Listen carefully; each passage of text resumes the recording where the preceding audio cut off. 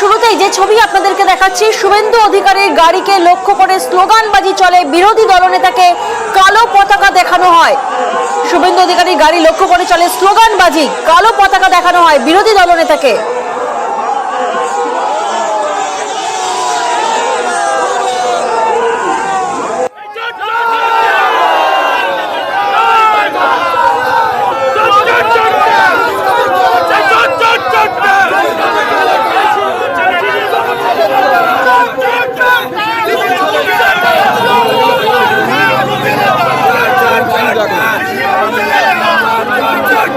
আমরা দেখলাম তৃণমূলের পতাকা হাতে বিক্ষোভ চলছে, স্লোগানবাজি চলছে, বিরোধী দলনেতাকে কালো পতাকা দেখানো হয়। শুভেন্দু অধিকারীর গাড়ি লক্ষ্য করে চলে স্লোগানবাজি, যারা স্লোগান দেন তাদের হাতে তৃণমূলের পতাকা দেখা যাচ্ছে। এই মুহূর্তে রঞ্জিত আমাদের সঙ্গে রয়েছেন।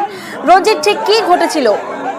দেখো, রানাঘাট দক্ষিণ বিধানসভা কেন্দ্রের উপনির্বাচনে বিজেপি প্রার্থীর সমর্থনে রানাঘাট ছাতিমতলা মাঠে আজ শুভেন্দু অধিকারী জনসভা ছিল এবং সেই জনসভাতে তিনি যাচ্ছিলেন।